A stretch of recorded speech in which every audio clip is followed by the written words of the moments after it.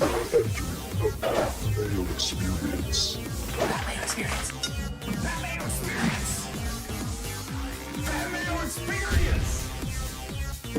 Experience.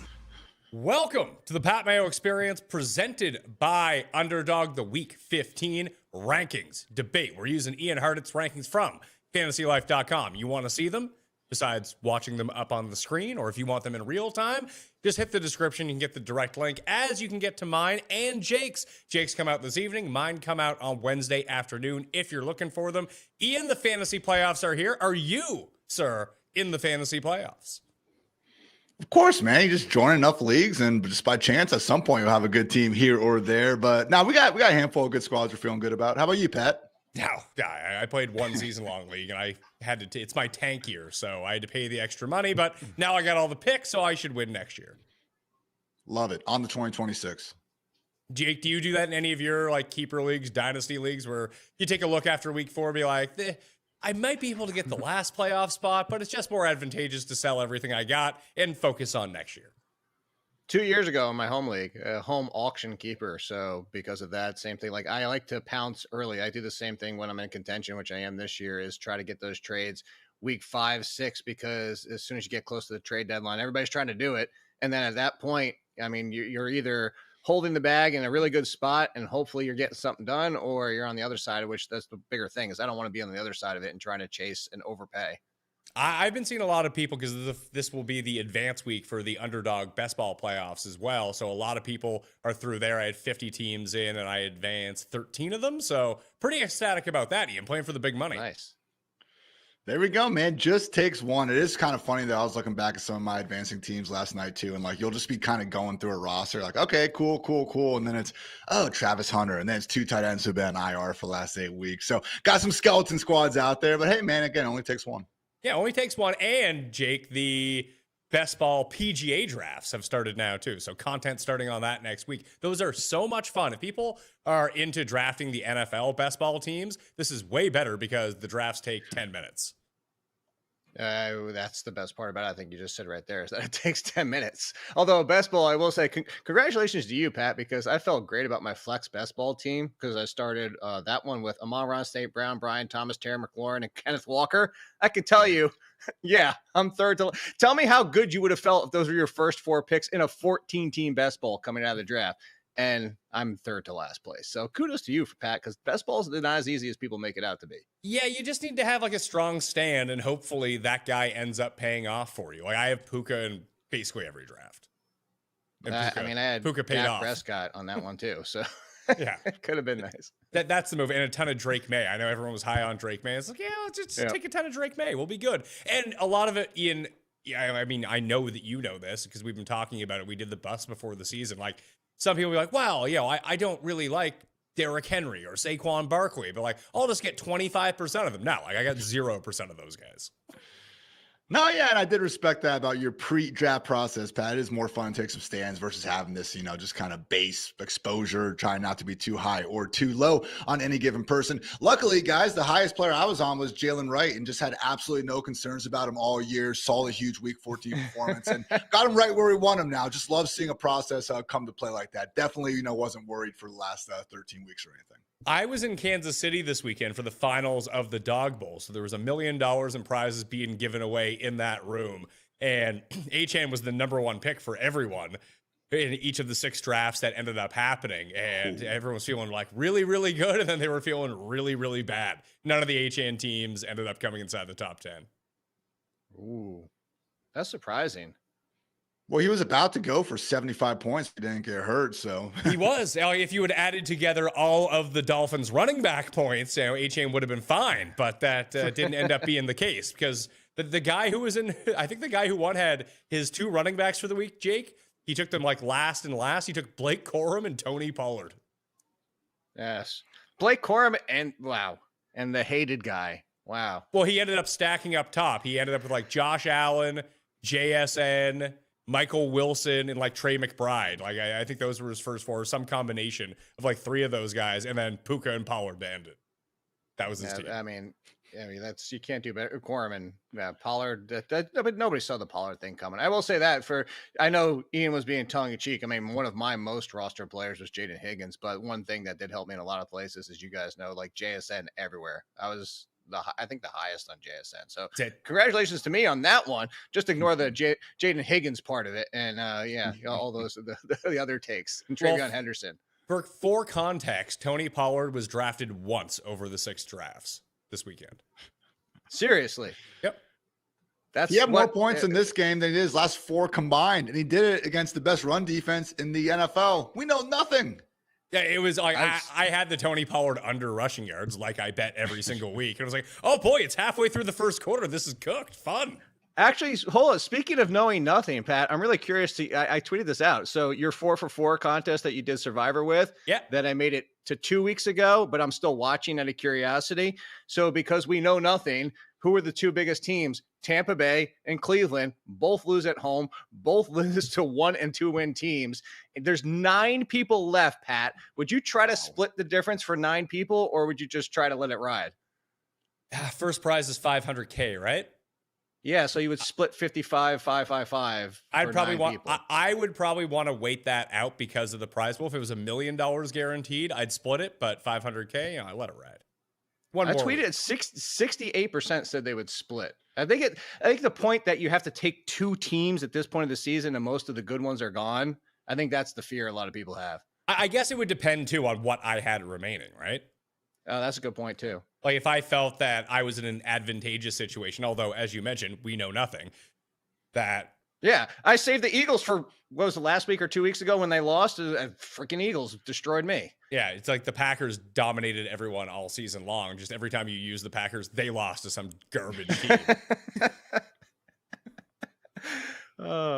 Had they only what's their best loss this year? They've lost to the Browns. They've lost to the Panthers. What's their other loss? They tied the Cowboys. That was nuts. Yeah, so the Browns, Carolina was their Eagles. Those were their 3. They lost to the Eagles. Okay, so the Eagles is like their actual like good loss. The other 2 were to like. But Carolina's not a good 10-7. Yeah.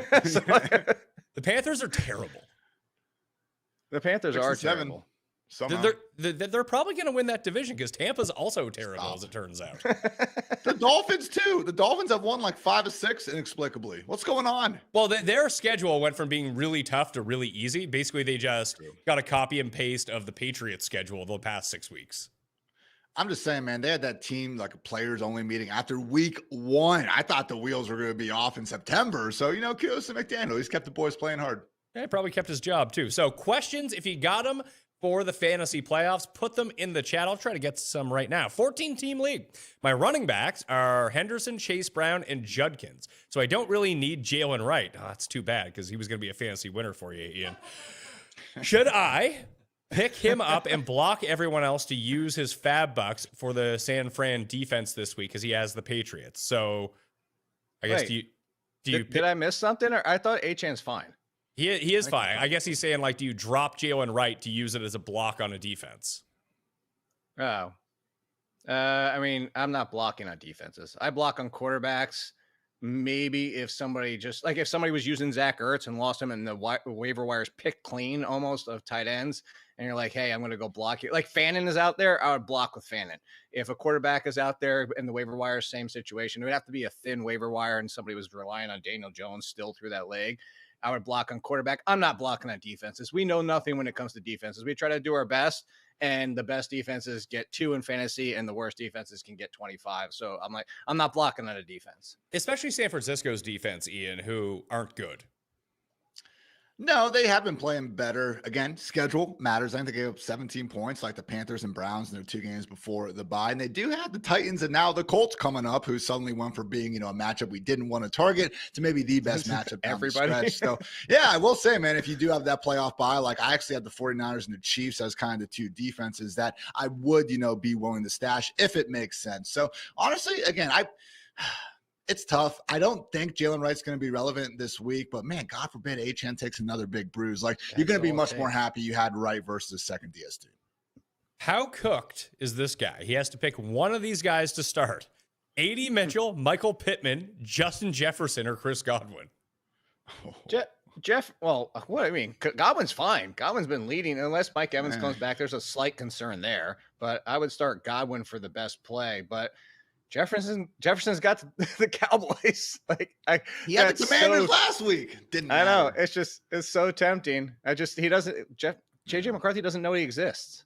That's the problem. They tried forcing him the ball in like triple coverage at some point. 14% of the time. That's a terrible target share for Justin Jefferson. Well, it seemed like the Commanders' defense, one play was, hey, let's make sure Justin Jefferson doesn't do anything. Everyone else can be open. That guy's not doing anything. We bet his unders. And that's why, so to go back to McCarthy and not to be like, haha, like whatever, this is the McCarthy. This is what McCarthy was coming out of college. Very poor at anticipating windows. He doesn't throw before the window's there, which as we see with college quarterbacks come to the NFL, if they don't anticipate the windows are gone in the NFL. So when you got that kind of coverage on Justin Jefferson, you need a quarterback who either anticipates when Jefferson's going to get open or is willing to throw that ball in there and risk it. The problem also with that is McCarthy, when he tries to risk it and fire the ball in there like good old Colin Kaepernick used to do, he ends up either sailing it wide or throwing it into the dirt. So that's why Jefferson's just not working. Ian, this guy, Jake from State Farm, apparently. Or Jake Fromm, one of the two. I thought we're done with that, aren't we? No, that's Go the guy's, Or is that his name? That's the guy's username here on YouTube. So shout out to that guy. Congratulations, 2003 username. He needs James Cook handcuff. Would you rather have Ray Davis or would you go with Ty Johnson?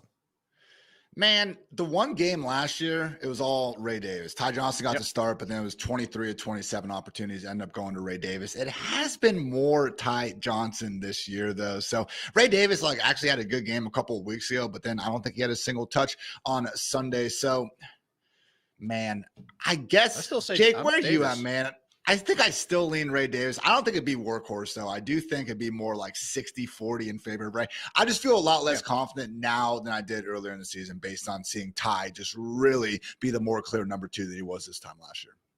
No, and that's why I agree. I really do believe Davis would be the lead. This is the debate with go back Pat Mayo. You're the one who said it last week. I agreed with you. This is who's currently in the lead right now. Ty Johnson is with James Cook, similar to Rashad White is with Bucky Irving. If Bucky Irving goes down, it flips to Sean Tucker and Rashad White stays in the same role. It just increases. And that would be my scenario here is that Ray Davis would take the lead. Ty Johnson would see an increase, but Ray Davis would be the lead. T. Hamilton needs 3 players to start this week. McLaurin, Jefferson, Swift, Hunt, or Tyler Warren. Full point PPR. So wait, McLaurin, Jefferson, Swift, Hunt, or Warren. So Warren and Is Warren playing? Swift Is Warren going to play quarterback this week? well, is that Honestly. Tyler Warren? I defaulted to Jalen. Oh, I was actually thinking Tyler. Maybe it is Jalen Warren. I didn't even think about Jalen Warren. Crap. I guess. Okay. So, if it's Jalen 100% with Swift, and then it comes down to Terry McLaurin or Jefferson. I honestly would say that Terry McLaurin is the safer play. Like Mariota's going to get him the ball. The ceiling is with Justin Jefferson. If it's Tyler Warren, then Swift. I mean, I guess you could just go with. Oh, I opened the chat. I saw it. It is Jalen Warren. So there you go. Swift, Warren, and then Terry or Jefferson. Terry, if you want to save Jefferson, if you want to shoot for ceiling. I would take McLaurin like 100 times out of 100 right now. I get the matchup, Ian, but McLaurin just looks like relatively healthy, and they will get him the ball. Oh, and that's a He's good got- matchup for the Jet. Yeah, he's got. a Yeah, good matchup, too. exactly. Good matchup as well. So I do have Terry a couple spots ahead of Justin Jefferson. I Yeah, went down there to you go. wide receiver 29 for Justin Jefferson this week, guys. Put a tear in my eye actually ranking him Whoa, that low. But then Why do you have him so Jake's- high? Right. To your point, though, Jake, the whole time I'm ranking him there, I just catch myself and I'm like, well, he's playing the Cowboys. The Cowboys made Marvin Harrison Jr. look like a superstar. If they seriously put Deron Bland one-on-one on Justin Jefferson, who's to say he couldn't, have like 60 yards out there, Jake? That's the type of ceiling that maybe we could see this week. This is what? You okay? Just 60 yards cracked me up. Yeah, man. Could happen. I mean, that's what we're excited for at this What point. would you start, Tet McMillan or Christian Watson? I think this is Watson, and it's not close. Against Denver. I don't care. Just Watson. He's the guy. Well, so this is what I think. Was it this show or is the other one I was doing? So whoever it was, I don't know if you guys brought it up or if it was the other one, but anyway, somebody asked me and said, "Are you worried about Jaden Reed for Christian Watson?" I said unequivocally no, because Jaden Reed is replacing the lost value of Tucker Kraft, and that's exactly what we saw. Is that intermediate game over the middle of the field. Jaden Reed was Jaden Reed. Honestly, now we feel good about Jaden. I don't know where Ian has it. We'll talk about when we get to wide receivers, but I think Jaden Reed is back in the wide receiver 3 conversation. But I'm with you, Pat, is that Christian Watson is what the Christian Watson we always wanted him to be. If like we didn't know Christian Watson from the past, we'd love him a lot more because it'd be a breakout season. The similar, like, if we didn't know who Justin Jefferson was, we'd be ranking him at 49. Like we just know who these players are. So I'm with you. I'm actually, even against Denver, I'm riding with you on this one, Pat. Unless, I don't know what the weather is of today. Of course, if it's like snowy and windy, that would change everything for the Snowy good thing. No, snowy actually decreases the entire passing game. Yeah, snow is fine.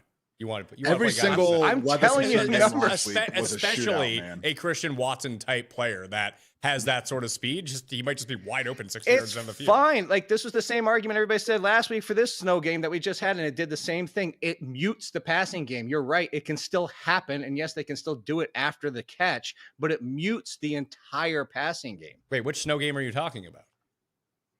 Whatever we just had this past week, where the first half of the entire game was muted. I mean, we just saw Cincinnati and Buffalo pass all over each other. So that's Cincinnati and Buffalo. It was the Okay, other. What was the other now weather we're picking game? and choosing then, okay? All the weather games went off. I don't know what you're Yeah. talking about, Jake. What? Oh my God! I'm gonna find. Go. Continue talking. I'll pull it up. Even the Okay. Cleveland Tennessee game went off. I've looked at the forecast already, guys. I don't think there's anything brutal this week. There's some cold games, Chiefs, Chargers, Bengals, Ravens, Bears, Browns, but those actually don't have extreme wind or precipitation right now as things stand, as I look at Kevin Ross, weather charts on rotogrinders.com. So thank you, Kevin. Seahawks, Colts is the one that has 54% chance of rain. Steelers, Dolphins on Monday night. It looks like that could maybe be the one problem. A few more questions here before we get into the running backs. Brock Bowers or Woody Marks? I would just play Bowers. Yeah. Marks still finally hate did Marks. something positive. Good for him. 9 You still targets hate- in the last 2 weeks for Bowers, 3 touchdowns. Maybe throw the dude the ball a little bit more. It might not even be Geno Smith. It might be Pickett. Screw Perfect. Yeah. that. No. Pick it through You to a just guy hate- I had you- legitimately never heard of for a touchdown. Yeah, Jack Oh, yeah. Bash. No, Shedrick it- Jackson or something. Yeah. Or no, oh yeah, Shedrick. Bash wasn't But the touchdown. he's Shedrick, not Cedric. Shedrick. Yeah, was like- Shedrick. it's like, oh, That's- boy. I had never heard of the guy either. No, I don't care about Kenny Pickett. Woody Marks. Important for Thursday. If Drake London plays, do you start him over No. anyone like Nico, Pickens, Olave, or Juwan Jennings? He's not practicing, and he didn't even get the potential practice on a Monday, and it's a Thursday game. It's not happening. I don't think he plays. I would start him over Jennings in that group if he does. Okay, that's Of what I was course. looking for. That if I don't know if the guy is asking us, Jake, well, he's not going to play. Well, the question is if he does play. Well, okay, so you're allowed to come for somebody with a dumb question, but I'm not. I don't think it's a dumb question. They put him on track that he could potentially play this week because he didn't practice in a non-existent practice on He Monday. hasn't stepped on the damn field Well, since he the had injury. no chance to step on the field Monday, Jake, because there wasn't a fucking practice.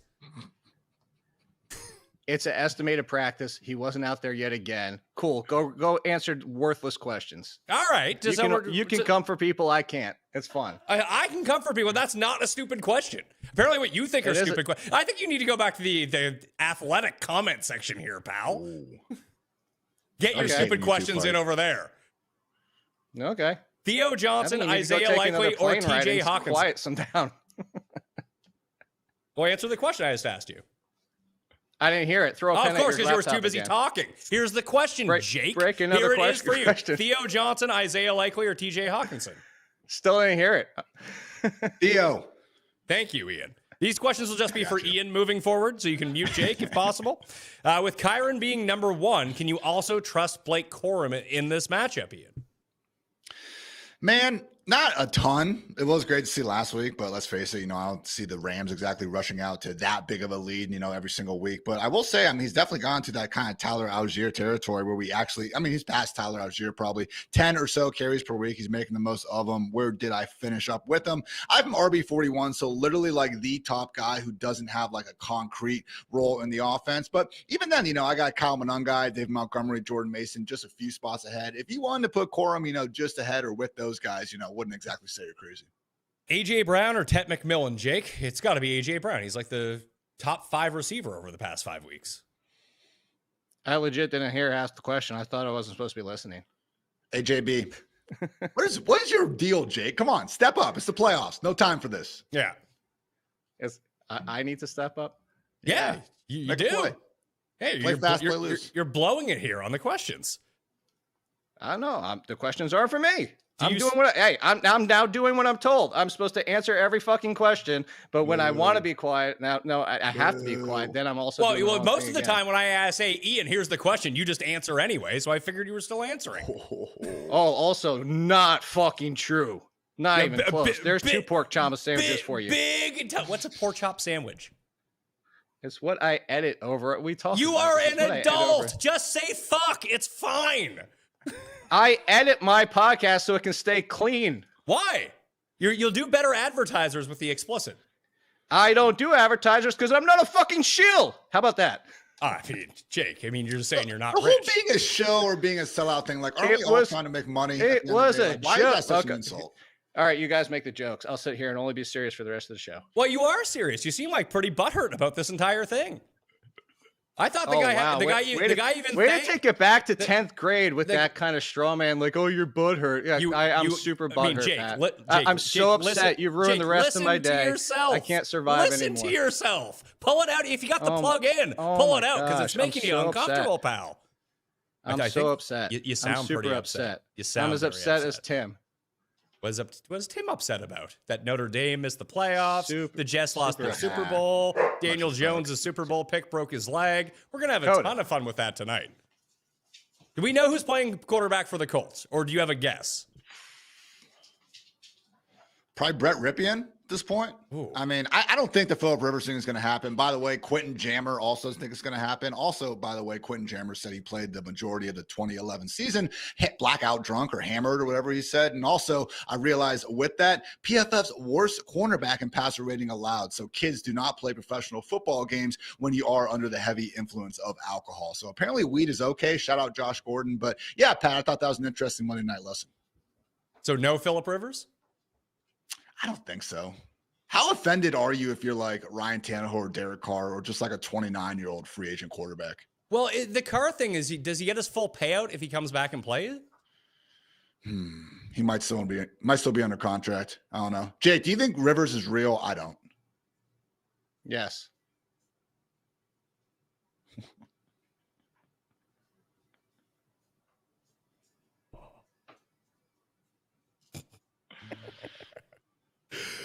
Does it help that Rivers knows the system? He was only there like, what, 2-3 years ago? But Steichen wasn't there when he was there, Now, eh? He right? threw over 300 yards, yes. Was he there, though? Was Steichen there? No. He had Pittman and Taylor. He Yeah, did. but it was a COVID completely, season. but it was Steichen's first year, or it wasn't? Because Steichen left after the Eagles won the Super Bowl, right? I'm double checking. All right, thanks. No, he wasn't there yet. He was still with the Chargers. Okay, so I don't know. I guess if you're that old, I thought that the Bengals, there was rumors they were just going to cut Flacco, and then Flacco would be their quarterback. Yeah. Yeah, because then you have the weird IG story or something like that going on. So I guess it could happen. They play the Texans in week 18, which would just be hysterical to see elder abuse going on there. I mean, Rivers literally is a grandpa. It's not even being a dickhead to say that. Like, he's 44 years old. He, to Jake's point, did throw 300 yards in his last game, dual Josh Allen out there. So, I mean, it's not exactly like, when you think of quarterbacks, it's not like Rivers was winning with arm talent for the, back half of his career in the first place. So, I would say stranger things have happened. I don't know that they actually have happened like this, but, Brett Ripien versus Rivers, I guess give me Rivers. That'd be cool. It'd be fun. Rivers would be fun was because that would still leave the Colts an opportunity to run down the Chargers and knock them out of the playoffs. Ooh. Well, the problem with getting run down is the fact that he takes one hit and he's done. Well, he's done already. So if you're This coming is- back with nothing, So, yes to yes again, because if he's actually going to come back, that means he goes from being Hall of Fame eligible this year to pushing it back another 5 years. So if he wants to come back, he's coming back to play. I would guess so too. And I mean, I guess the Hall of Fame would mean a ton to him, Ian. Obviously, it means a ton to everyone, but playing at 44 probably means more. Yeah, I mean, it's not like it's going to hurt his chances for 4 more years. I don't know if it was like, hey, you can make the Hall of Fame this year or make it in 5 years. And if you wait, then you're going to make an extra how many millions of dollars, man. I think I'd be probably fine, sitting it out there for a little bit. So I don't know, man. Rivers, well, I thought he was coaching high school football with his 13 kids and just doing his thing. So maybe college tuition's coming up. I don't know, man. I did not see this storyline coming. Apparently it actually worked out last night. Nothing has been done yet. So maybe with some breaking news on the show, but just, it sounds like Riley Leonard's knee is serious enough that it could be Brett Ripien. So it's unfortunate, guys. I got Michael Pittman still in that wide receiver 3 range because he's kind of the lower ADOT version of just the guys getting more volume. Alec Pierce a little bit more down the field. So, don't start him if you can at all help it. But I would think Pittman and Warren maybe could be the survivors, but otherwise just, pray Jonathan Taylor does Jonathan Taylor's things. Well, if you had someone, this is one of the questions, Jake. Like if Brenton Strange was available on the waiver wire, do you just pick him up and play him over Tyler Warren? No. I think so. I'm not even being glib with that one. No, it's Tyler Warren, and no, Brenton Strange just had a bad game. Like it's no guarantee that Brenton Strange is going to be great again. And Warren's barely done anything the last 6 weeks. He's still not like the one thing. Even if they had Riley Leonard, he went to basically 2 people, Pittman and Warren. After that, how did Riley Leonard end up on an NFL team? Is my question. Guy's terrible because he can run, and that's one of those. Philip Rivers has actually coached him. Jesus, Philip Rivers has coached Daniel Jones, Riley Leonard, and who was the quarterback before them? A Duke? No. With the Colts, he was coaching people with the Colts. He was coaching them up in training camp for the past couple of years. So he's already got the connection with the Colts. That's the point. Well, how bad is Anthony Richardson's eye? Is it just did he lose his eye? No, he hasn't even stepped. He hasn't been activated. He hasn't even been practicing. Same thing as the Drake London. Another stupid question. There you go, Pat. Does anybody actually think we're serious? By the way, for the longest time that you and I have been doing this. Of course, it's a live show. People get very like this. This is why people hate watching the show. Others, this is why they enjoy watching the show. So it's a really give or take on the situation. I think I'm enjoying Ian's face the most because he's never experienced it to this level. This is true. We do have our blow ups like twice a year, Ian. But since you've been here, you've been such a good mediator for us. I actually think this is the biggest one I think this year. Oh yeah. Regardless, I do have a strange one spot ahead of Warren. So I agree with Jake. I do think the majority of targets should be funneled through Pittman and Warren. It's just like, what are we going to get out of that? I mean, if you look at just, again, the implied team total right now, the Colts are tied for the second lowest on the week. We need to treat them like the Jets and Raiders. That's what we are expecting their offense to be. And, they're playing the Seahawks, though, too, who are bad against tight ends. But, man, like, if you had to say, like, are the Colts going to score more than 10 points, life on the line? I don't think so, man. No, but for this whole conversation, like, legit question. They signed Philip Rivers today and say he's playing this week. Would you move Warren up? Probably. I mean, no. Like, how good is 44-year-old Philip Rivers really going to be? I mean, we're looking at 42. Joe Flacco, 41. Yeah, but he's been. Yeah, but at least he was still in the league. Yeah, he's still been playing this whole time. And that's the point. Is what I'm saying. Flacco's still got the giant arm. Like his only move is like, hey, let's just kind of like bomb it down the field to Chase and Higgins and see what happens. I mean, Rivers was never really known for his super strong arm to begin with. No, but that's what I was saying is like that's why I think it would be a boon for Warren is if Philip Rivers was on, and that's what my point was about practicing with this team in the preseason and coaching up. Like he's actually out there like throwing the ball. Like I'm not expecting him to come out and be great. I made the joke that he takes one hit and he's done. Like legit, he gets hit and he might just wake up or get up with no hip. But I think that this would be a boon for Warren. I think it actually would help Josh Downs a little bit. And to your point, Pat, it would destroy. I mean, we've already destroyed Alec Pierce at this point anyway, but it would also hurt Michael Pittman a decent chunk. Hey, Alec Pierce was able to get a catch and run for his longest reception last week because he's a hero. That's what we need to know about Alec Pierce. Philip Rivers' oldest child is a few months older than Riley Leonard, the quarterback. Play that guy, but play the younger Rivers. And it's a daughter. It's a 23-year-old daughter. Oh, I thought his oldest son was already in the league, Ronnie Rivers. Oh yeah, not related. Ronnie spent a lot of time in the tanning booth. the Rams got up by so much. We actually had a Ronnie Rivers sighting last week. I actually was surprised. I saw that and I figured it'd be Hunter, and I was actually surprised that it was Rivers. No, because they're now back on the plan of like, oh, what about these guys that we drafted 3 years ago at running back? We need to run them back through now. Just like how everyone, as soon as Higbee was out, everyone's like, oh, Terrence Ferguson, because Sean McVay said that one nice thing about him back in April. And now it's Colby Parkinson's actually been a top 5 tight end since week 10. So the rookie fever, guys. And Pat, honestly, like, I think your thing where it's like, all right, if these two players had a big game, who's going to be like more relevant than next week? It's always the rookies, man. It's just ridiculous. Should you start Dart over Goff this week? No. If Dart's not having any designed runs, like so much of his value was on those rushing touchdowns that he was getting. It's not that he's not going to run, but if they're not going to design runs for him, he's just going to run less. That's the rub, because he's thrown for less than 200 yards in 5 of his games, which the over 200 yard games includes the ones where he got hurt. So he threw for over 200 in that game to start.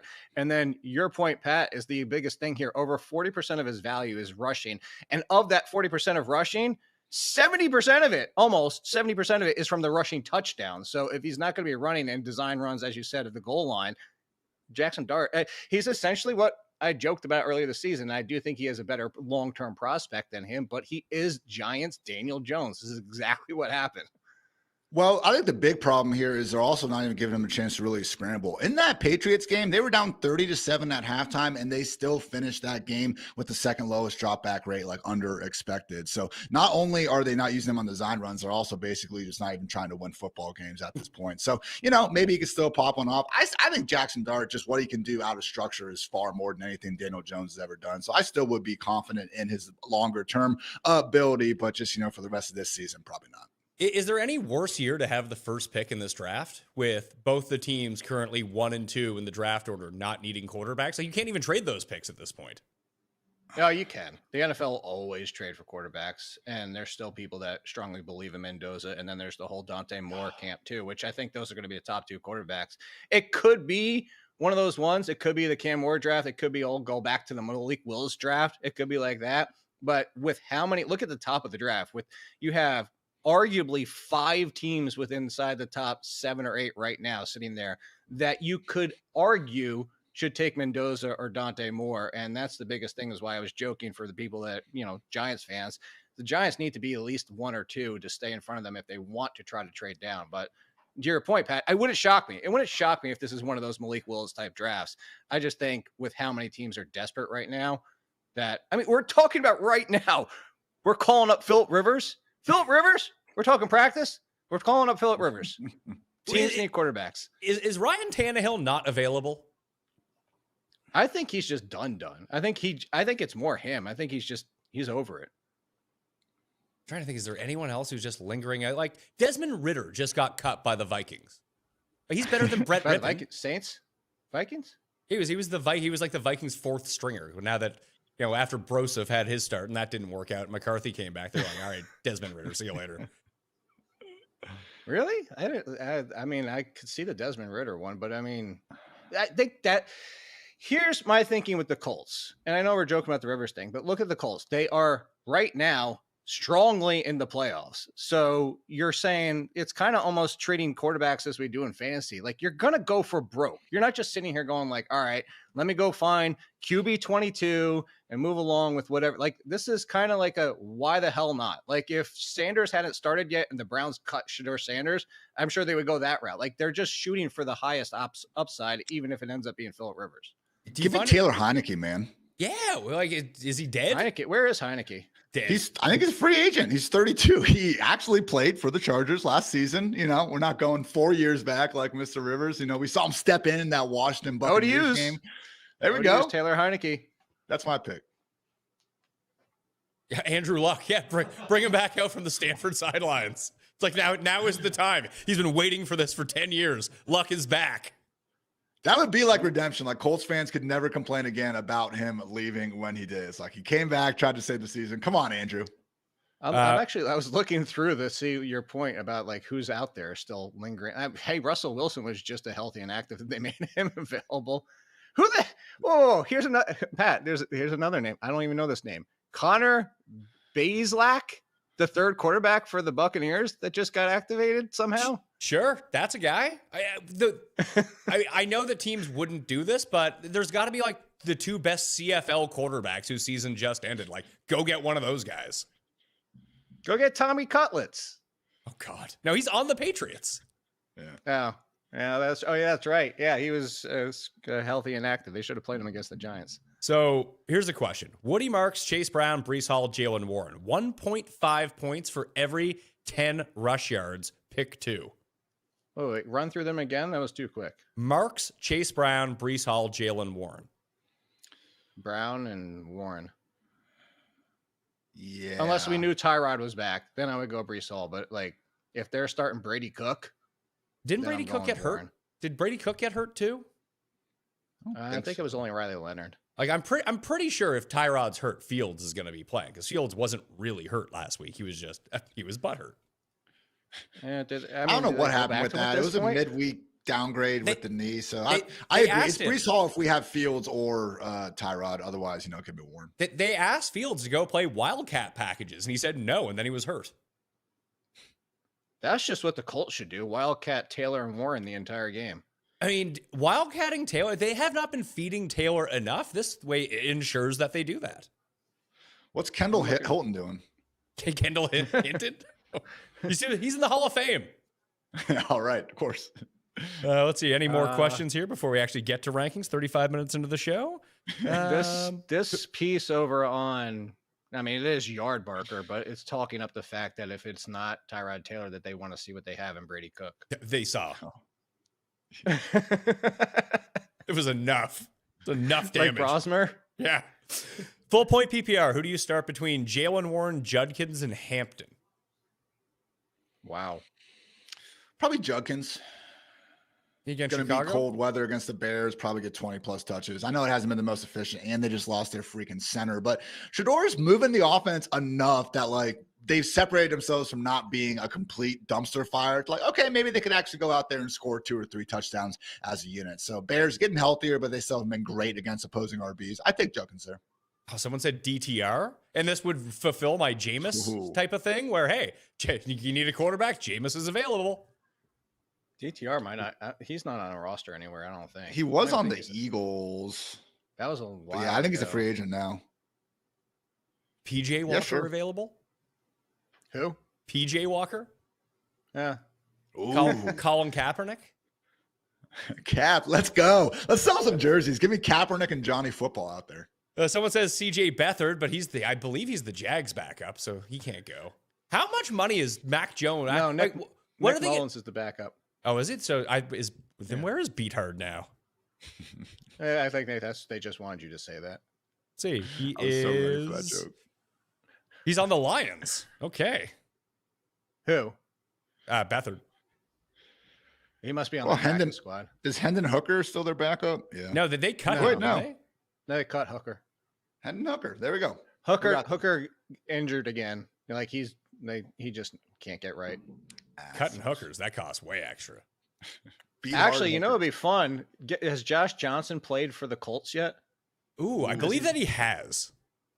Has he? I think so. I mean, just by chances, I'm pulling it up right now. Yes, he has. Bring back Fitzpatrick. He has played for the Colts. Yes. How old is Ryan Fitzpatrick? This list is ridiculous. 1, 2, 3, 4, 5, 6, 7, 8, 9, 10, 11, 12, 13, 14, 15, 16, 17, 18, 19, 20. Oh, it's repeating some of the teams. I was like, there's no way he's played for 20 teams. Well, we'll get to the running back rankings. Ian's full list, which if you do want to see, it's down in the description right now. Yeah, we're going to do 3 extra shows on it, but we're going to get to that, all the positions, all the debates that matter for your fantasy playoffs right after this. You know how it goes. Every holiday season, I tell myself I'm way ahead on gifts, then suddenly I'm the week of, and I'm not. And I'm panicking, scrolling through nonsense. But this year, actually nailed it. Because when you send Omaha Steaks, you're not sending a gift. You're sending the world's best steak experience. Hosting, gifting, last-minute scrambling, they got you covered. I've been hammering these filet mignons, USDA certified, very tender. Throw them on the cast iron, little butter base. It's holiday magic without any of the stress, and gifting them. Every single person I've sent Omaha Steaks to acts like I handed them gold bars. Convenience, quality, variety, it's all there. Save big on gourmet gifts and more holiday favorites with Omaha Steaks. Visit omahasteaks.com for 50% off site-wide during their Sizzle All the Way sale. And for an extra $35 off, use promo code Mayo at checkout. Terms apply. See site for details. That's omahasteaks.com, code Mayo. Now that I'm old, I've had to come to the fact that I just don't bounce back the way that I used to. I don't wake up in the morning feeling normal. And now that football season has started, that is absolutely unacceptable. I got work to do in the morning, and I got kids that are waking up. It's no good. But that isn't a problem anymore because I found ZBiotics Pre-Alcohol. The ZBiotics Pre-Alcohol probiotic drink is the world's first genetically engineered probiotic, invented by PhD scientists to tackle the rough mornings after drinking. Here's how it works. When you drink, alcohol gets converted into a toxic byproduct in the gut. It's a buildup of this byproduct, not dehydration, that's to blame for the rough days after drinking. Pre-alcohol produces an enzyme to break this byproduct down. Just remember to make pre-alcohol the first drink of your night. Drink responsibly, and you'll feel the best tomorrow. Go to zbiotics.com/PatMayo to learn more and get 15% off your first order when you use PatMayo at checkout. ZBiotics is backed with a 100% money-back guarantee, so if you're unsatisfied for any reason, they'll refund you your money, no questions asked. Remember to head to zbiotics.com/PatMayo and use the code PatMayo at checkout for 15% off. Welcome back. If you do have a question for myself, Ian, or Jake, you need to be subbed to Mayo Media Network. Smash the like while you're here as well, and all the rankings will be down in the description if you want them right now. If not, you can see them on the screen right now for running backs. Number 1, McCaffrey, Gibbs at 2, A-Chain, who's expected to play at number 3, Bijan, Taylor, Cook, Henry, Barkley, Jacobs, Bucky, Irving. That's 10. Chase Brown, Etienne, Javonte Williams, RJ Harvey, Kyron Williams, Judkins, Brees Hall, Genty, Hampton, Marks, Devin Neal. Would we just thinking that Kamara's done? He's just not coming back this year? Probably. Last time I saw, I think he has a chance to, but it would make sense again. Like, why bring him back at this point? So we'll see what happens. But no IR, so never say never. Obviously, Neal would be falling down, and it'd be one of those situations too, man, where like Kamara, if he does return, I mean, probably something like RB29 or something. Because now that Neal's actually played well, you'd expect more of a split than they had before. I don't know if I could start Genty this week, Jake. Because of the matchup? Yeah, matchup, and like he's not very good, so that's not helping things at all. Well, so how far do you kick him? Because Swift against the Browns, and you're talking about a timeshare. So like Dowdle's coming out of the bye potentially as the backup. Like if I'm looking at Ian's ranks, I would play not there yet. I would play Warren and Trevian Henderson over him for sure. I would play Kenneth Walker as well, especially with the Colts side of things being potentially, again, even if it's Phillip Rivers, I think Seattle could just be in a lead and running that down their throats. But I get your point about Genty. I think it comes down to shuffling Ian's 21 through 26 a little bit. But I think the bigger thing here is that if you want to argue it's a tier, I think that's the bigger thing, is that Genty's in the conversation. Like, we're putting Genty in the conversation of those guys, and I think that's the bigger point. Yeah. Do you what's your obviously you have him at number 19 here, Ian, and I get that the volume is going to be there, but there's really not that much differentiating him between Woody Marks at this point.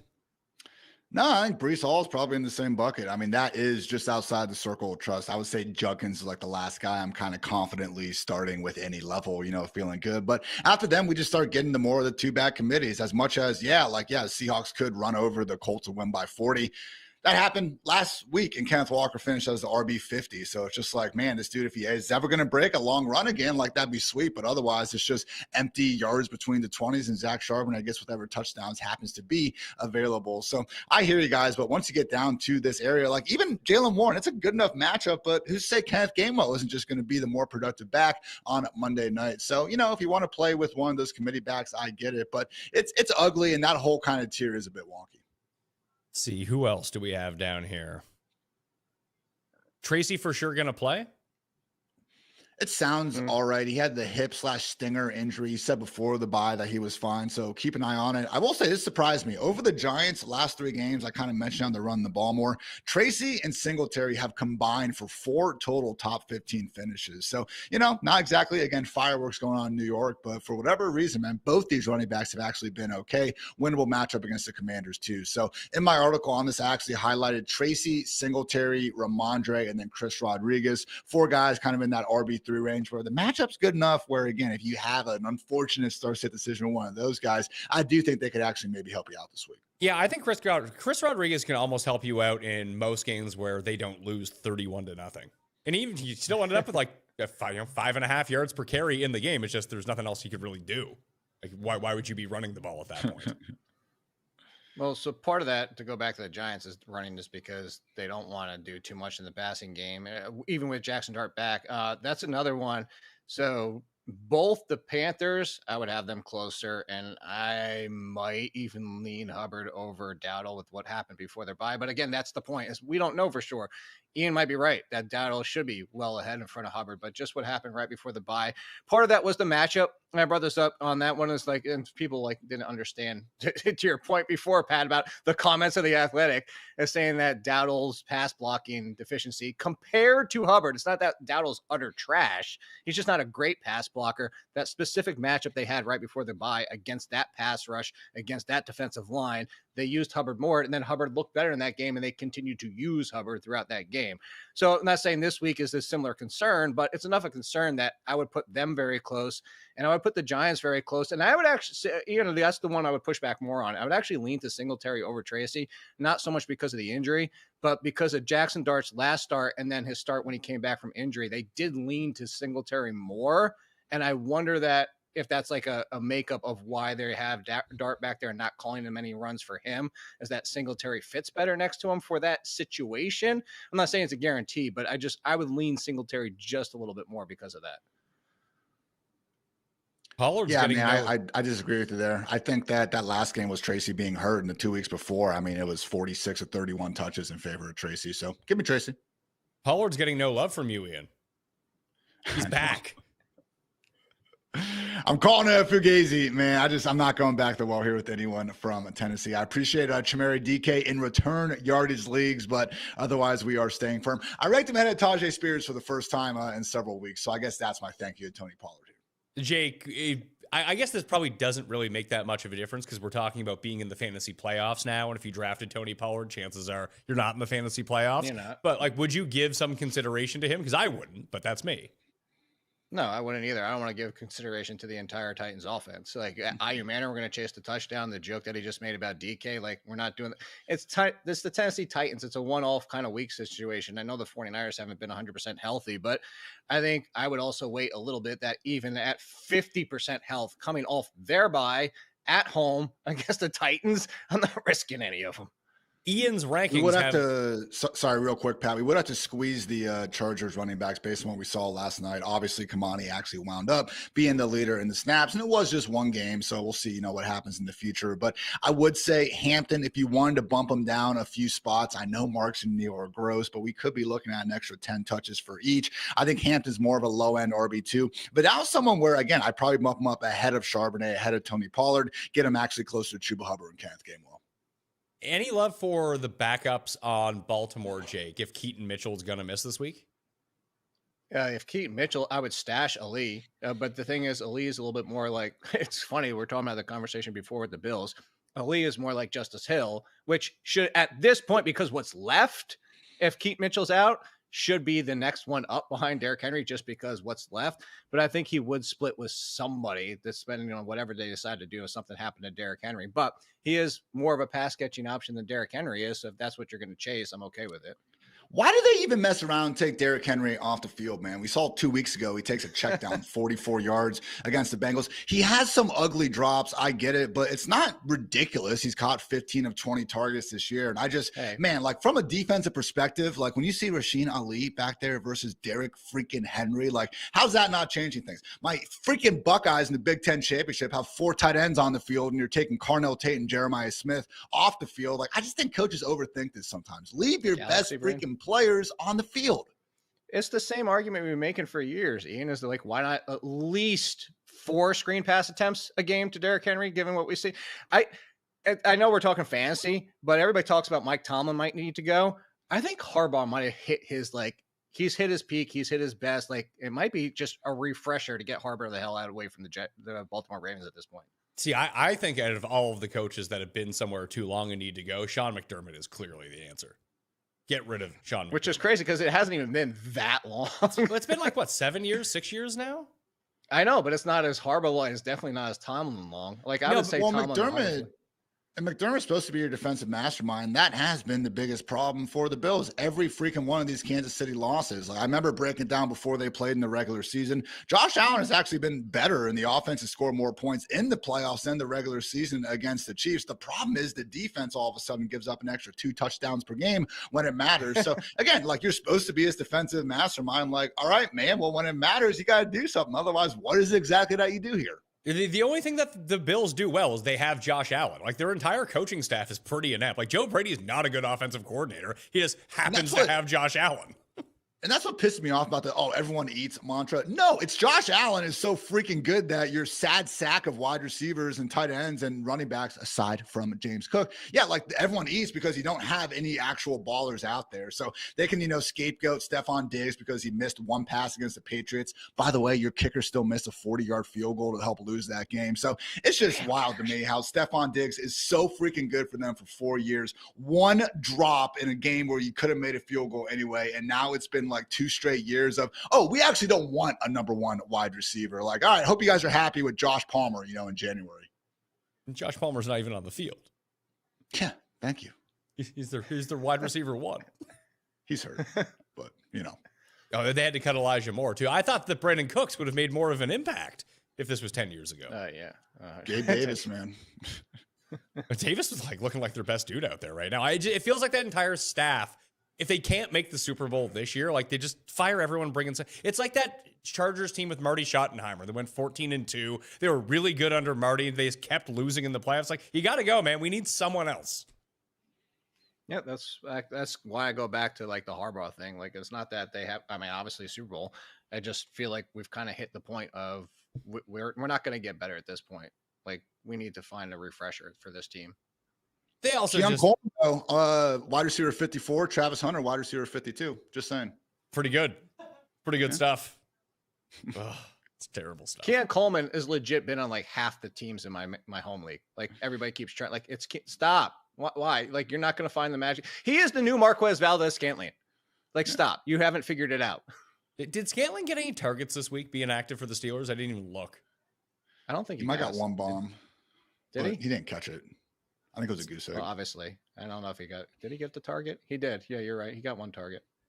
Let's get to the wide receiver rankings. I mean, you know who you're going to play at the very top. Not Drake London. Don't ask Jake about that. But if we just kind of go down a little bit, let's start with Jennings and Egbuka, because you have Terry McLaurin at 26, Ian. Everyone above him, you're starting. Like, if you're in the playoffs, you're starting these guys. If you have more than 3 of them, like, your team is good. I don't know what to tell you. You're just here bragging if you're asking questions between the rest of these guys. But if London is out, where do you put Mooney, Jake? Like, do you trust Mooney on, not trust, but Thursday night against Tampa, not a very good pass defense. If you had to, like, between your Keyshawn Bouttes or Pittman with Lord knows who's going to play quarterback, we're probably not going to know that by Thursday. Jaden Reed, Ricky Bullets, Luther Burden, like these guys. Is Mooney in that tier?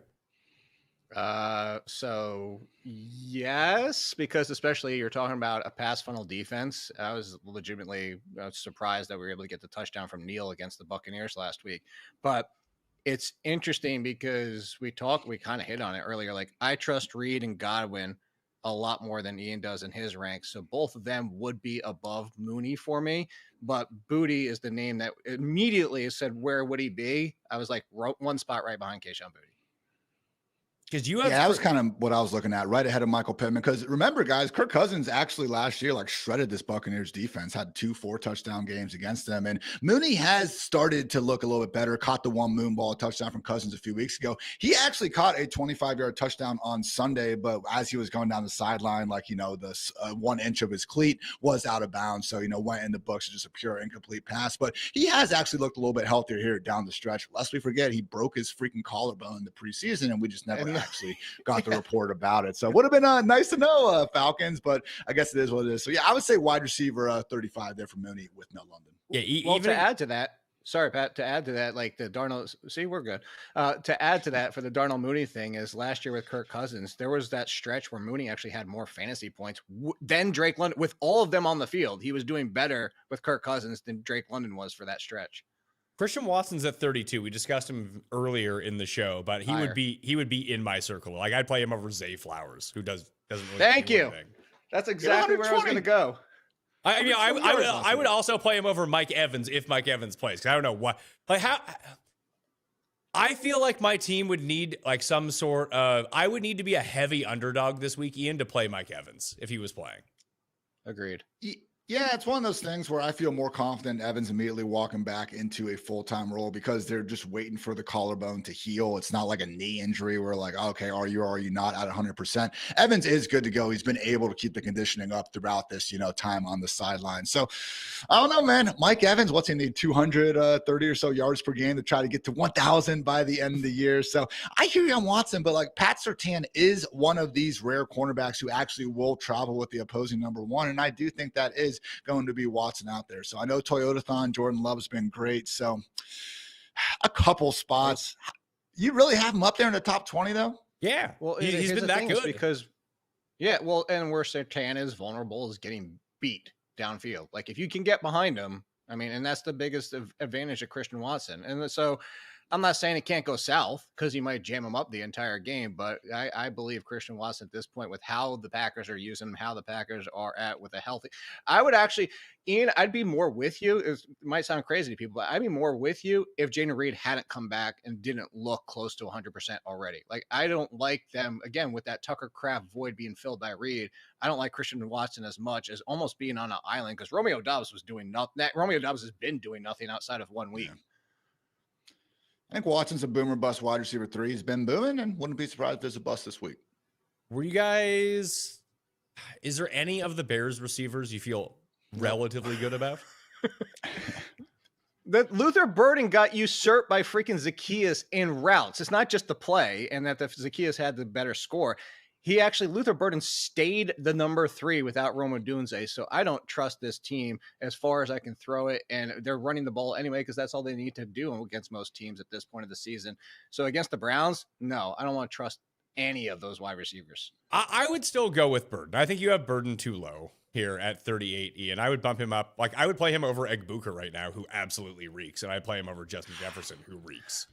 Ian, are you about to say it, Ian? I think What? this is because he has Evans in his ranks. Evans, as soon as he left the field for the Buccaneers, Egbuka turned to trash. Egbuka was 10 times better. Egbuka was Egbuka with Mike Evans. And I'm not saying that's definitively going to immediately change it, but it proves what might be the concern about Egbuka coming in this year is that, yeah, he's an amazing wide receiver, but go back to Anquan Bolden. Anquan Bolden was great as a 1B, but when asked to be the guy, he struggled. And it's his rookie season, but this will be admittedly about Egbuka, but Egbuka might need Mike Evans out there to be better. 1, for the attention, but 2, for also where they put him on the field. I went back and I was watching all his incomplete targets really over this down stretch, which has been ridiculous. Like wide receiver 47, I think, since since week 6. And I counted 5 different potential touchdowns. I would say 1.5 to 2 of them were on Egbuka. Baker has not been playing his best football though either, guys. I'm not sure what injuries he's been dealing with. Obviously tough as nails, even going back to the Browns game. So there was a stretch too where he wasn't running the football at all. He's gotten back to doing that. But you look up now, man, in completion rate, yards per attempt, PFF pass grade, he's 30th or worse in all these things after having a good enough start where he legit was, not maybe the MVP front runner, but very much in that conversation. So I think it's been on both guys. Obviously, Egbuka dropped a touchdown last week. I'm not saying he's devoid of blame, but he's getting open. They're using him a lot more downfield. And I think when you are that more primary deep threat, you're going to see more volatility like we've gotten. So I think the answer is probably Egbuka's more of a wide receiver 3 in fantasy. I don't think he's, again, that world-beating talent that we saw the first 5 weeks, but come on, man, he's better than the wide receiver 47. So I hear you. My wide receiver 28, that is about the spot that I start having problems. Like him and Justin Jefferson there, where I'm like, okay, so a little bit rough. All right. Questions from the chat. Which Panthers running back would you start in the playoffs, Jake? I lean slightly Hubbard, mostly because I go back to what I said. So this week is why I said I could agree and see with Ian because they're facing the Saints, but it's the 2 weeks after this. The Buccaneers run defense in front, and then the Seattle run defense in front. And trusting Hubbard to block more than Dowdle, slight lean, but also mentioning that schedule, I don't want to trust either one of them past this week. Ian, in your rankings, you have Jacoby Myers above Brian Thomas. I agree with you, but do you think that there is a case to play Brian Thomas? He looked good last week, had the second most yards of the year, like 87. So that was good to see. But no, man, Jacoby's been a freaking wide receiver 1 over these last 4 games. Legit. Yeah. 15.6 PPR points per game. Since he's gotten the full-time role, he's the wide receiver 11. We all of a sudden see T-Law playing some good football. I don't know what it is, but it seems like Jacoby is the only wide receiver in the last 4 years, maybe other than Christian Kirk, who's actually consistently been on the same page with Trevor Lawrence. So no, I think Jacoby deserves to be the guy right now. Would you play, Jake, Devin Neal, Trevian Henderson, or put in Marvin Harrison Jr. if he's back? I'd play Henderson for what it's worth. I'd play Trevian Henderson too. Like, I guess Marvin Harrison, like the fact that Jacoby Brissett basically treated him like Michael Wilson when he's back, but going against the Texans, like we've seen how many games of the Texans do we have to see the Texans doing this before we're like, oh my God, this is a major concern. It is a major concern. So I'm with you, Henderson. Well, it shouldn't have been a concern for Rashee Rice. He just dropped every pass that came his way. Or got lit. How did he not get checked for a concussion after that hit, man? The whole T. Higgins thing going down. That's what I was going to say. Like, it wasn't all drops. Some of them were like legit hits as he was trying to catch him. He had, 2 legit drops in that game, and then he got blown up once.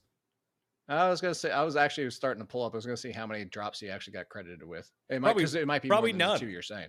Like the drop stat in the NFL is kind of ridiculous for what some will consider a drop and like the other score won't consider a drop. It is one of those things, Pat. I'm with you because I've done before. I'm like most targets without a drop, and I remember someone like pointing out this Chris Olave play where it went through his hands and hit him in the head, but because it didn't actually hit his hands, it wasn't considered a drop. So very wonky. And so are the missed tackles avoided stats. I appreciate, the attempt to quantify what we're seeing out there, but man, not every missed tackle is created equal. And even the yards after contact stuff, we're trying our best, but for me, it's like, okay, are we penalizing Devon Achane or Derrick Henry for being fast enough to avoid the contact in the first place? So some of these advanced stats, man, I got to take them with a grain of salt. There you go, Pat. He was credited with 1 drop. Travis Kelce 2. It almost felt like Kelce had more. Every time they threw to him, he dropped it. Well, the last one wasn't necessarily a drop. It's more another one where he got crushed. Would you play Purdy or Dart this week? I would play Purdy. Purdy. Yeah. All right. Tight end rankings. See what we're doing here. Who can we pick up? McBride, Kittle, Kelce, Fannin, Ferguson, Brenton Strange, then Tyler Warren. So to answer the question from earlier, Ian does like Strange over Warren. Gadsden, Kincaid, Pitts, Theo Johnson, Dalton Schultz, Mark Andrews, Dallas Goedert, Hunter Henry, Juwan Johnson, Colston Loveland. If you had to, like you just said, Colby Parkinson, Ian, has been a top 5 tight end over the past 5 weeks or so. Why isn't he higher? He's the guy where, again, if you are looking for a streamer, I think he deserves to be so. I'd be okay bumping him up behind Juwan. It's still just a bit more of a rotation we prefer. And obviously Puka and Devontae Adams are going to be the guys we're expecting more weeks than not to be scoring out there. But Colby's been okay with it. So he, again, would be the streamer most likely to be available. The 2 quick injury potential edits, I will say, guys, if we end up not seeing Drake London out there, Kyle Pitts was someone I would also bump ahead of Tyler Warren. He's been getting fed the ball with Kirk Cousins here recently. And then if we see no CeeDee Lamb for the Cowboys, obviously still in the concussion protocol, Jake Ferguson would all of a sudden become my tight end 4. I thought the next one was going to be, I would bump up Mike Gesicki with no T. Higgins. That too. Are we sure Higgins isn't playing? The concussion protocol. Like, I'm not saying I'm not calling this a fucking stupid question, Pat, but it's just like a freaking concussion protocol where we all watched in the game and said, maybe we should check him out. He came back. He's fine. Who's fine? Oh, you? T. Higgins? Yeah. Wobbly comes back. Twice he was checked out in that game. And now he's in concussion protocol. I think they it's already doubtful. checked him. He's good. He's good. I blame Clemson, bro. T. Higgins and Mike Williams. Those 2 guys have never broken a fall in their lives. They don't teach that part of it. It's just like, land on your head. It's fine. Dabo's like, just pray to God. That's all that matters. Mike Williams, man, there's a callback. Which Mike Williams? The Chargers, right? The Clemson one. Big Mike Williams. Yeah. What was the other? Am I thinking of a different? Tampa Bay. Yeah, he always pops up in like the best rookie season studies I do. Who had the better rookie season? Was it that Mike Williams or was it? What was his name? Michael Clayton. USC Matthew Mike Clayton? Williams. Oh, you're thinking Michael Clayton and Michael Clayton. Yeah, the 2 Claytons. Yes, the movie and the guy. Yeah. Giants Steve Smith versus Panthers Steve Smith. We've had some doozies over the years. Oh, Well, at least sweet. they threw a junior on the one of them. Yeah, and the other one was like possession receiver guy. And then you had crazy good Steve Smith. That was an easy one to do. When Yeah, one wasn't guy's Steve actually Smith- really good, is good. Was Steve Smith Raven? Was that Senor? And then Steve Smith Jr. was the Giants. That I don't remember because the other Steve Smith ended up on the Rams at one point. Steve Smith Jr. If you pull it up, which one is this? That's the Steve Smith. No, yeah, Senior. Senior is Ravens, the one we know, the Carolina Panthers, and then Junior is the other one. Here's one for you, Ian, because we'll get to your quarterback rankings, and this is a question that both Jake and I can probably agree is a terrible question. Is Drake May a must start? Fucking stupid. I hope so.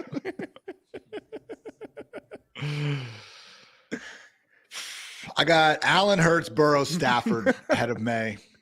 Even if you wanted to move him up to QB, you want to reckon was QB2, man? Who am I? Disagree. So that was a performance of all time from Jalen Hurts last night. I don't want to completely be a prisoner of the moment. They are at home against the Raiders next week. He could rush in for 3 scores, but no, man, Drake May's been great. This surprised me though. Like he has 0 300-yard games this year. He hasn't been exactly like booming, with the 30+ point performances, maybe as much as we thought he would through the first, 7-8 weeks of the year. So again, not quite up there and must start top 3, but come on, he's still QB5. I would put him at 5. I would just take your ranks and just drop him down. I probably would put Drake May above Joe Burrow. I'd probably have May at number 2. With no Higgins, you could talk about moving Burrow down a spot or 2, yeah. So who would be the play there if it is no Higgins? Obviously, you mentioned Gesicki. Would you go to Yoshivas, or what the hell's the other guy's name that I played who had like 30 targets? Tinsley. Yeah, And Tinsley. They tried to go to They tried the Tinsley thing, and you talk about drops. They're like, that was not working. I had him over 2.5 catches. He had 11 targets, 2 catches. It's horrible. He had 7 targets. They tried. Yeah. But as soon as the first half ended, they were like, I think he had 7 targets in the first half. They're like, we're not doing this at all anymore. This is over. How dare you rank Shadur at 27? He's good. Okay. He threw for almost 400 yards, Ian. That was great. And honestly, he's only taken 6 sacks in the last 3 games. So, I mean, that has always kind of been my biggest concern with the guy, him drifting back in the pocket. But he's improving, man. It's also in an offense that, let's face it, like made Joe Flacco look completely washed. Not like Dylan Gabriel was doing anything out there. I mean, we're throwing the ball to Fannin and Jerry Jeudy, and that's about it. So good for Shador, man. He's balling. Get the watch up. Shocked that he's half good. Shocked. I would play Dart over Daniels. I just don't think Daniels is going to make it through a game here. I don't think Daniels is playing. He shouldn't play. No, that was team malpractice. The only reason I ranked him as 6 last week because I assumed the Commanders were smarter than saying, hey, here's our flipping franchise. Let's throw him out there.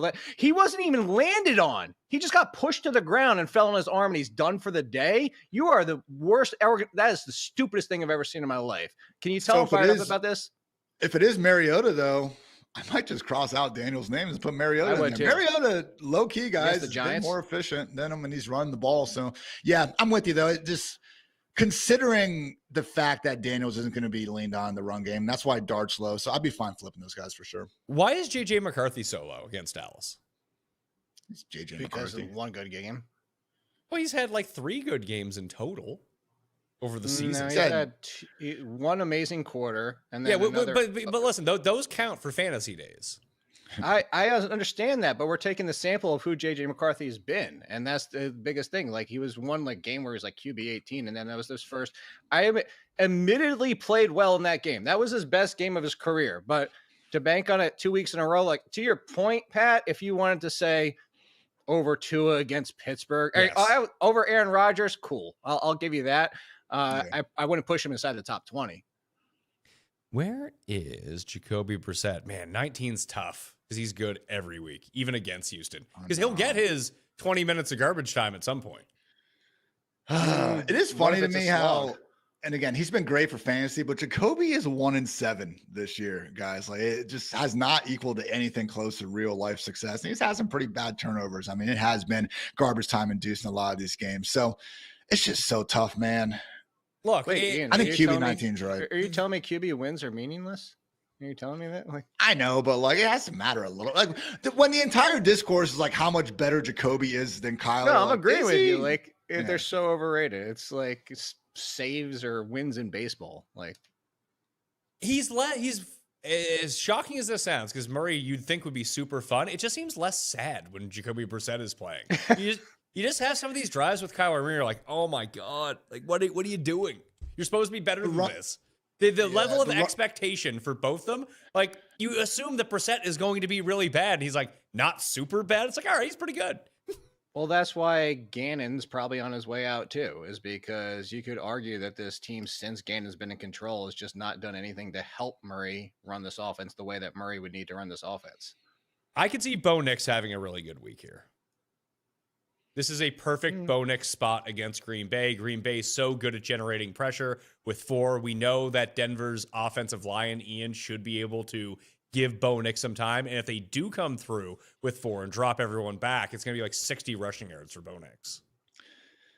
I see where you're getting at. You ran in for the score last week, but I don't know, man. We got Baker again with a returning Mike Evans here. If Evans doesn't come back, I'd bump him down. Jordan Love's been balling. Trevor Lawrence has been balling. Sam Darnold. I mean, I think I have Bo Nix right. He's got 3 games over 25 rushing yards. He's just not running that much this year. He hasn't had to run at all, but this is a game where it gets amped up a little bit. Like, what did he rush for in the Houston game? That would be my best comp for. I know they didn't score a bunch of points in that game, but I felt like he ran a bunch. Maybe I'm wrong. 3 for 36. His actually highest rush attempts game was the Chargers, 8 for 33. His high in rushes yards was 5 for 48 against the Giants, which they all ran into against the Giants. Well, that's interesting, though, because the Chargers at that point of the season, when they had their group, they were actually generating a ton of pressure. And the Giants' pressure rate is still like off the charts good. They just don't sack anyone. And they don't tackle anybody. Everybody gets past that line. So this could be on paper a very good Bo Nix rushing spot based on how he has played against similar type of pressure defenses. Yeah, so, but I think where Ian has him is fair because you have to, it's the risk. It's like, you're right. Like, so 18's probably wrong. He's probably going to either finish significantly higher or pretty much lower, because the problem is it's somewhat like Jackson Dart, is he's not throwing a ton either. So if he isn't running and he only gets 3 for 10 and not a touchdown, it's going to have to come from his arm, and he hasn't been doing much that way. The only other guy I would probably move up is Shuck. Shuck is sneaky good fantasy quarterback. Because he runs? He does He's their run. number 2 running back? That he does. Shocker. You don't let Taysom Hill touch the ball. You let this guy touch the ball. He's rushing for 40-yard touchdowns. He just had the 3rd highest single game performance in terms of fantasy points from rushing by a QB this year. Josh Allen and Jalen Hurts, the only guys with more. So I hear it. I put him at like the top of kind of the grosser streamer tier, or maybe he has even elevated above that. So, Stroud, Caleb, Jacoby, I just wanted to give those guys kind of the benefit of the doubt there. But, I like Tyler Shuck where he's at. Defense. You're right. One thing. So Pat, the joke's not being aside, like he legit 7, 6, and 7 rushing attempts in the 3 games.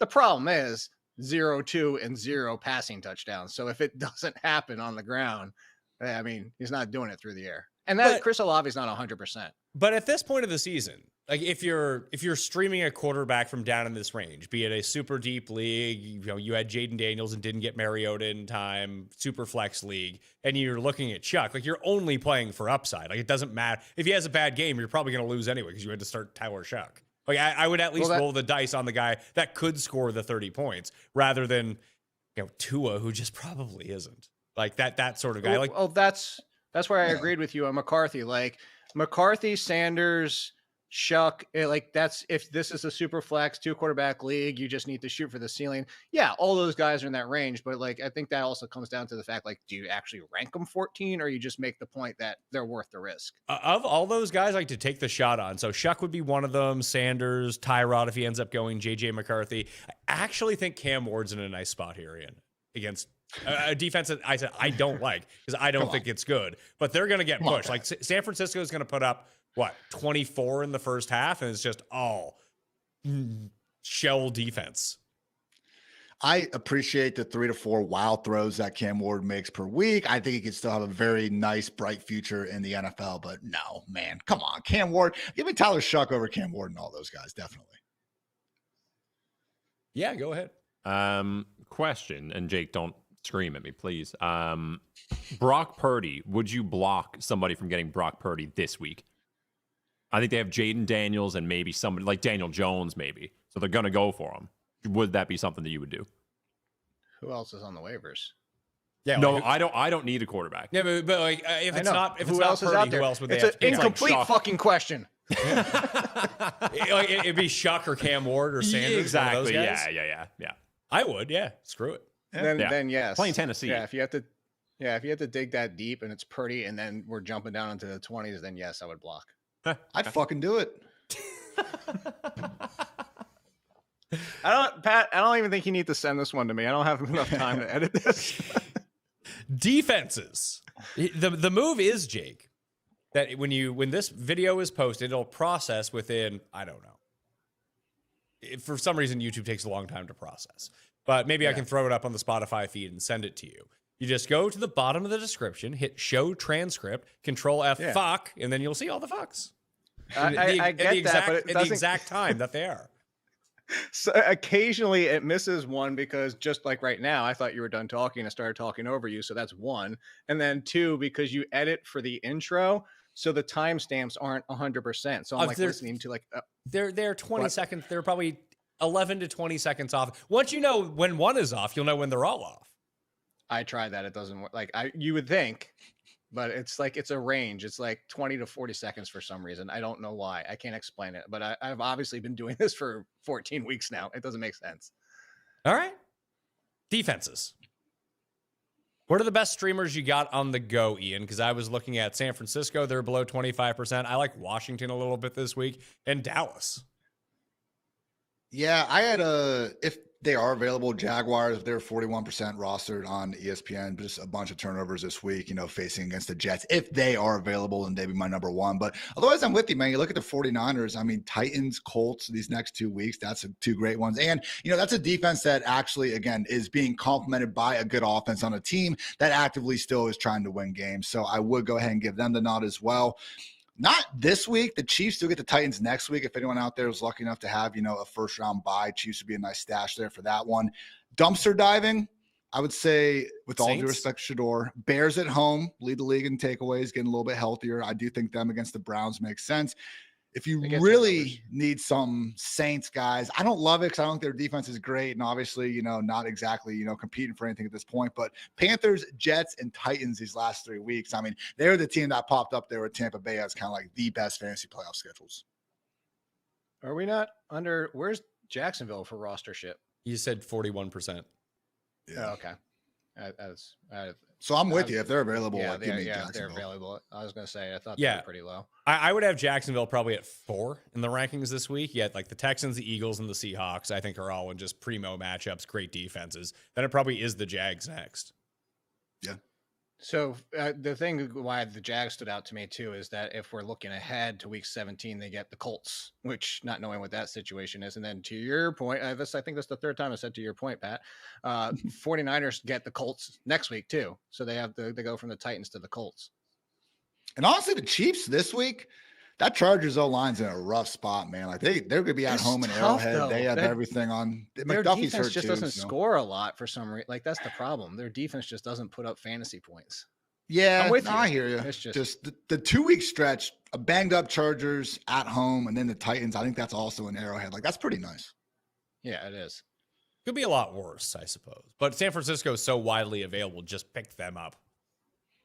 They're right there with the Chiefs. So where would you go, Pat? Would you go 49ers against the Titans and Colts or the Chiefs against the Chargers and Titans? 49ers, because I expect the 49ers to actually put up points and then force the other team to. That's the one thing why the Chiefs' fantasy defense has not been all that good, because the Chiefs aren't taking leads in this game. Teams are actively trying to run the ball against them, which just doesn't lead to fantasy points. Yeah, I think that's fair. And their special teams doesn't seem very good. No. Chiefs? No. Yeah, like if they were able to pull a Tennessee and score a return touchdown once every 2 weeks, you'd be like, all right, I can live with this a little bit, but they can't even do that. You did say Cowboys, right, Pat? I did, yeah. I had Cowboys as the third best streamer. Just the Cowboys bring an unbelievable amount of pressure now, and they're playing JJ and McCarthy. McCarthy under pressure, yeah, 100%. They also get Washington in week 17. It's actually not bad. I'd pick them up. What's the issue though? Who do they have next week? I think that's the bump. Is that you got Chargers? But Oh They're no, horrible. Chargers, especially we have that. No, with that pressure, you're to what you just said, Ian. The pressure with that banged up, they have nothing left on the offensive line now. They can't cover anyone. Which is hilarious because they have two $90 million corners on their roster, but they can't actually cover anyone. So front seven is playing a lot better. So I get it. That's how you know corners are going to stink. You pay them. Remember what was the one from the Eagles, or they took them from the Raiders? Nnamdi Asomugha. Yeah. Like, it's like every time they get paid, like maybe once in a blue moon, like a Surtain, but most of the time it's like they get paid and then they just stink. Baba asks, is rostering 2Ds in the playoffs? Like, is that like a don't need any more handcuffs? I mean, you do need your handcuffs just in case, but I always roster 2 to 3 defense. If there are good defenses out there, like I don't need a backup receiver anymore. Like I'll have one backup for my receivers if that's the case. But if I lose 2 receivers, I'm screwed anyway. That I'd rather just have the good defense that I can rotate through and block someone else from picking them up. I completely agree. Like, it's not don't ignore really good handcuffs, let alone like some decent ones out there. But like, look at a good example right now, Pat, is like Seattle. Great defense, but they get the Rams in week 16. Are we they're gonna even be top 10? So you're thinking, okay, maybe week 16 I go find somebody else. So I'm with you on the 2 defensive standpoint. All right. That'll do it on the Pat Mayo Experience. Smash the like while you're here. Sub to Mayo Media Network. Ian, your rankings are up at fantasylife.com right now. You can find them down in the description. When are you going live again this week? Sure can. Fun time as always, gentlemen. The Fantasy Live Show, 5 p.m. Eastern, Monday through Thursday. Also Sunday night with my guy, Dwayne McFarland, breaking down all the action. So good luck to everyone. Let's go with some banners. Jake? This show will not appear on your podcast feed, but you do have the all-in speed run. I'll find the time at some point, and I actually forgot to send you the Monday one for yours. I apologize. I know. Maybe I was looking for it on the plane yesterday. I was at PT and with 2 doctor appointments yesterday, still for my neck and everything. I just spaced on it, but anyway, the rankings will be out at fucking midnight. Mine will be out right around 3 p.m. Eastern on Wednesday. Once we get the first trickle out of the Wednesday injury report, I'll release mine. That's completely free in the Mayo Media newsletter. Just subscribe to it down in the description, or you can find them all at 4for4.com. All right, I'll be back later on Tuesday evening with Cust and Jeff for the spread picks. But until then, have a great day, all right?